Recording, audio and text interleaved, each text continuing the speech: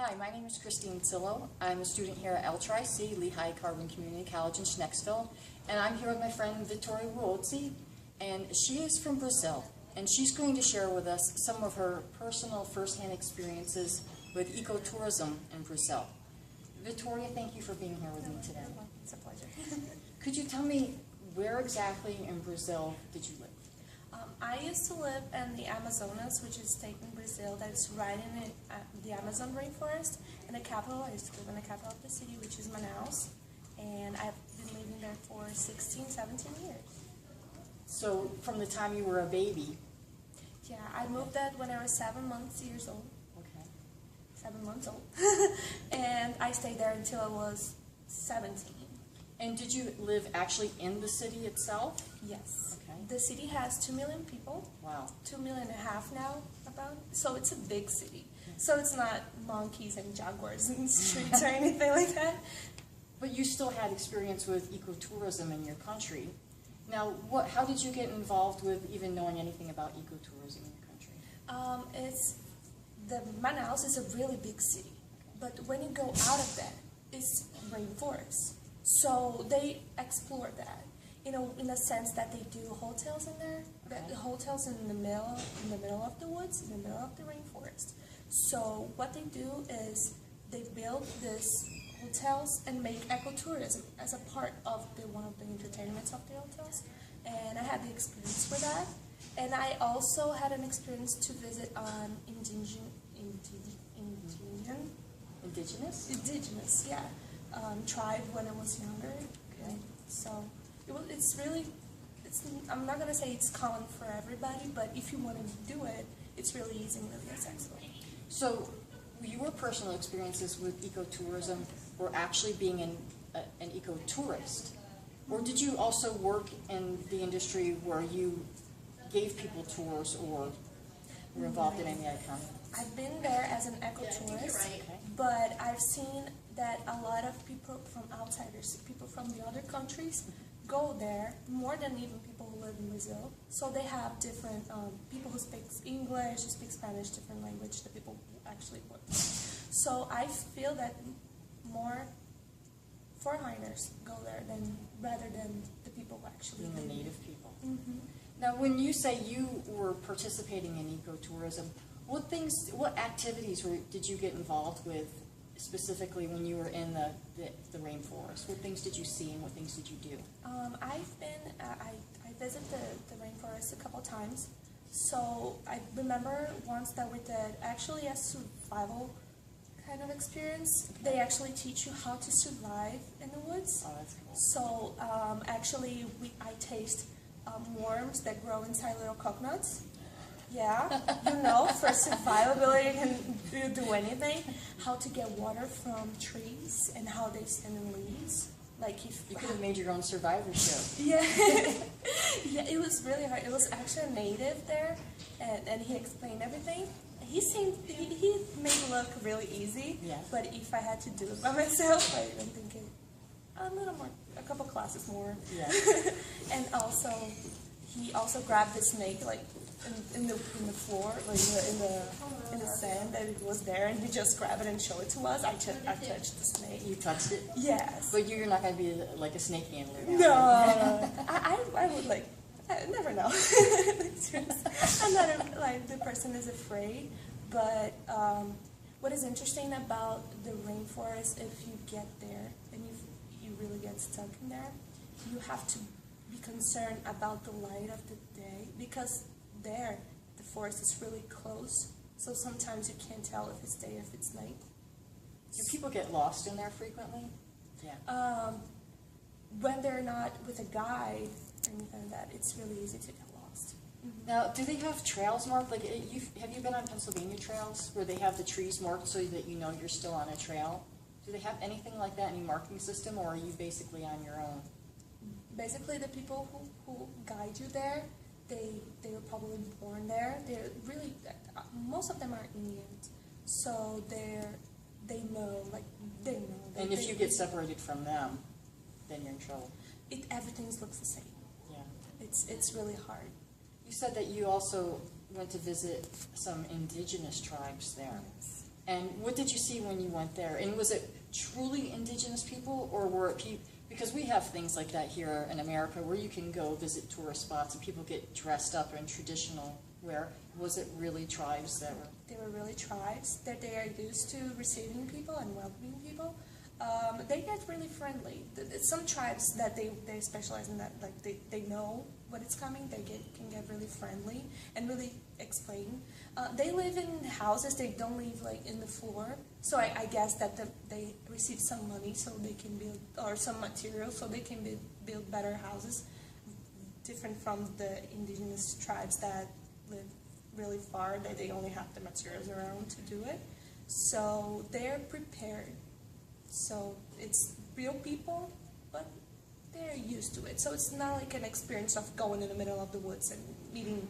And catching them by surprise. Yeah, exactly. They know you're going to come. Yeah, they know you're coming. They wait for you. And they seem like they're actually happy to see people when they show up. Yeah, I think they, actually, of course, that the guy tell us not to be invasive and go into their houses and things like that. Right. We just go around and see them, and some people even say hi. I have a picture with an emus, like a girl, a small girl, and we are just playing, and it's How really old nice. were you when you went there? I was really young. I think it was 8, 10 years old. Aw. But I still remember some of the things I saw there. I'm just curious, being that you grew up there but in the city, what do you remember your friends and family thinking of ecotourism in the area? It's like I told you, not a lot of people. I have friends that they live there, they were born there, but they never been to any ecotourism. Like they never did go inside the woods. Since my parents, they were not born there. They were curious to go over there. Okay. So I believe people who live in a big city, they have all the rainforests surrounding them. They can do amazing stuff. I'm not interested. Yeah. The more people from other countries. I think people who speak other languages are more there than people are Brazilian people.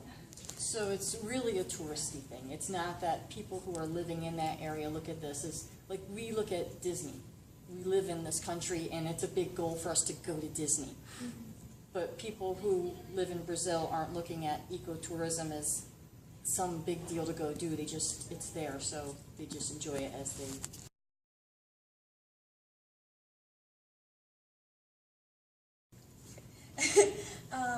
People who actually live in the city. They're not, I don't know, because over there, I don't know if you've ever heard of it, there is a spot that the two rivers encounter, but they don't mix. So it's like brown and black, and it's like a really touristic spot. Everybody, and there's some people that were born there, that they never seen that. Wow. So it's like 10 minutes away from the city with a boat, and people have never been there. It's sad, but I do realize that people, because, I mean, we're here in Pennsylvania now, and there are some beautiful places to see in Pennsylvania, and, I mean, I haven't seen all of them. So I totally get that, and as many years as I had lived here before I actually went to Philadelphia and saw so many things there. So it makes me sad to be so close to something so beautiful and not take the time, and yet I understand how it happens to people to not do that. So it's really, I mean, for you to be able to, because you've left the country now and to come and share your experiences I mean, to see that yourself and carry that for the rest of your life. And we talk about in ecology how we're so removed from natural history now. And to get, now, what is your major here at LTRC? My major is biology. It is biology. Because I'm thinking about my own history, and I loved trees ever since I was little, so biology has been an interest. I'm curious what impact being that close to the rainforest had on your desire to be going into biology or become a biologist. I say that experience, I just mentioned about the guide tours, the eco-tours we had, but actually we also had, I had an experience of going on a trail towards waterfalls in there, and we can actually go with the waterfalls. So we did that without any guide, and what's easier than going to the middle of the rainforest. And I think that really influenced me in a way, seeing how it's so different from what we know, because we were born inside cities, so we actually don't know what's going on around as when we were kids. And when I was a kid and I went into the middle of the forest and saw different from a different perspective, I think it made an impact on me. And What are some of the specific things you remember seeing besides the waterfalls that have stayed with you for all these years? The waterfalls was amazing. This is like a big pool and waterfalls, but also they had caves, a lot of caves and they're like routes. You can go in and it's nice. Also, the trees. I remember. I don't know if because I was little, I was really short, but the trees were huge. And what is interesting there, it's because you only see a couple of trees, and everything grows on top of it, and that's when close. And That's when it gets dark on you. When it gets dark. I'm curious, do you remember the sounds or the smells of the rainforest when you were there? Oh, the smell, it's something that you can't forget, especially when you get close to the waterfall. It's sweet. I don't know if I can explain it. It's, I don't know, you can actually smell a breeze. I don't know if that's... Like a fresh, clean scent? Yes. And the sounds, birds, a lot of birds around. Did you get to see a lot of the birds? No, but I saw a lot of monkeys. Oh, did you really? A lot of monkeys and different species, and some small monkeys and some like medium monkeys. Do they approach you at all? Depending where you go. There was a park next to my house that the monkeys were used to people, and people usually give food to them, so they stay close. But if you go, like for example, when we went to the waterfall, they disperse. They don't want to get away. Yeah. That's cute. Yeah. Thinking back, it sounds to me as an outsider like you have really fond memories of doing this. And now you're a college student and you're looking at the world from a totally different perspective. Do you still have the same fond feeling about ecotourism now that you did then? I would definitely do again. I wanted to go there and actually see, because it seems that now I'm more aware. And like you said, being a college student and studying ecology made me really think about what I'm actually seeing, opposed to that's so cool what I'm seeing. You see, I now can tell where actually I'm experiencing. So I would probably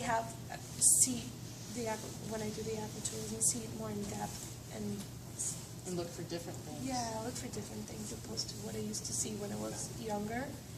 So yes. That's what this is one of the reasons why I wanted to talk to Vitória, because she has firsthand experience with it.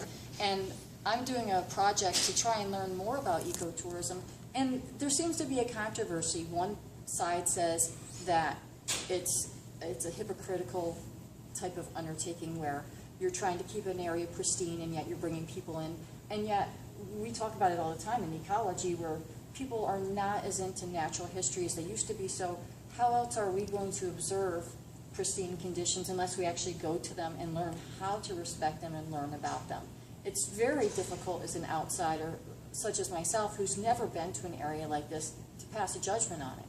And that's why it's so important that we talk to people who live in areas, who've actually visited these areas firsthand, and can tell us themselves what they see firsthand. And someone like you, Vitória, who has a science background, and not only are you looking at it as nostalgic because you went there when you were younger, but now you have a different perspective on it. We're trying very hard to save the planet. I mean, let's be honest, I think that's one of our common goals, is we want this planet to be a sustainable place where we can live. So when we talk about ecotourism, we have to try and look at it, I think, unbiased. We have to try and find ways that we can live in our environment without making too much of a harmful impact. But how do we do that without harming me? It's hard to know. I mean, I love talking to you about this because you bring such a life to it. Like, I can picture myself there, and that's important because now you take that knowledge to another country, and we realize how important it is to save areas like this. And I really thank you so much, Vitória, for sitting down with me today. I just would like to add that in the ecotourism areas, like for example, when I went to the waterfalls, nothing was changed. Like everything, they kept the forest as it is. So when you think about the ecotourism I was, the forest stayed just the same. And I think it's a good thing that. I'm curious, I wonder if you remember when you were there, because it always strikes me as odd when I visit parks. I think it's important that they have trash cans, but it always feels weird and out of place to me when you're out in the middle of nowhere and you're seeing a beautiful waterfall and then there's a trash receptacle. I mean, I think they need to have a place for it, but it almost feels like you shouldn't bring anything in. Yeah.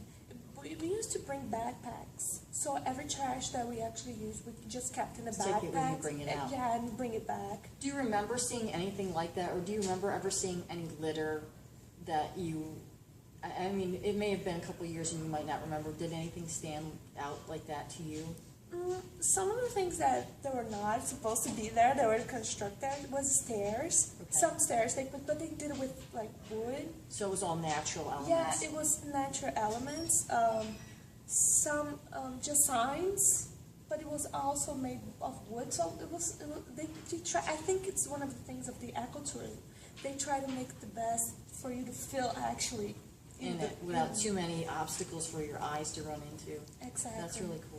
Yeah, so the waterfalls, I even remember, that's a funny story, that it doesn't have anything, like not even a path or anything. You just have to find your way through the woods. And it rained the day before, and my grandma was with us. And since the soil is kind of sandy, it's not how can I say it? It's not soil. It's really almost like sand. So is it loose instead of packed? Yes. Okay. It's loose. The only thing it's all the floor. It's all covered by leaves, by dead leaves. Okay. But it had rain. You know when you have wet sand, it's kind of sink. If you put your feet kind of sink. That happened to my grandma. Oh, She put no. her foot and just it was funny. Grandma, no. She lost her flip flops. So. Oh no, Grandma, no. So that's how natural it can be. Like you have a natural experience that can actually happen. That's too funny. But you know, it's interesting you say that, because I remember learning in botany class here that a rainforest, you kind of think, oh, it has all this biodiversity, there must be great soil, but it isn't. It is sandy, and the rain just goes straight through, and that layer of leaves really can't decompose as quickly as an area like here in Pennsylvania. We have leaves that drop every year, and they don't decompose within a year, but fairly quickly, and it replaces nutrients, and that doesn't happen in the rainforest. That's another reason why it's so important that we become educated about the rainforest, so that we know what our impact is, and not try to fix the way the environment is. That's the way that rainforest has been for thousands of years. Just because it doesn't do what it does here doesn't mean it's wrong. It's working perfectly fine the way it is. It works. It is. It is. Well, thank you again so much, Victoria. And hey, if you have any questions about ecotourism, look Victoria.